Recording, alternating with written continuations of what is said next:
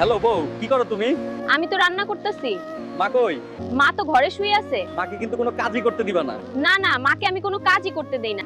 আচ্ছা, এখন একটু ব্যস্ত, পরে আবার কল দেব। আচ্ছা, পরে কথা হবে। এই মহিলা, জলদি রান্না কর, এরপর উঠোন ঝাড়ু দিবি। আর শোন, যদি তোর পোলারে কিছু বলিস তাহলে তোর খাউন বন্ধ করে দিমু, কথাটা মাথায় রাখিস। ঠিক আছে। আহারে, আমার পোলায় যদি দেখতে পারতো বউ আমারে কিভাবে কাজ করায়, কাজ না করলে বাদ দিব না, যদি এগুলো একটু পোলারে জানাইতে পারতাম।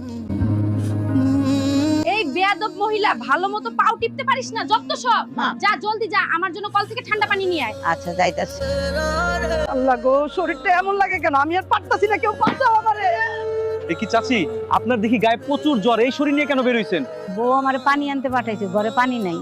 পানি নাই তো, তা বউ গিয়ে আনবে, আপনি কেন আসছেন? বুঝছি বিষয়টা, দাঁড়ান আমি হালকারে সব জানাইতেছি এখনই। হ্যালো হালকা। দোস্ত কেমন আছিস?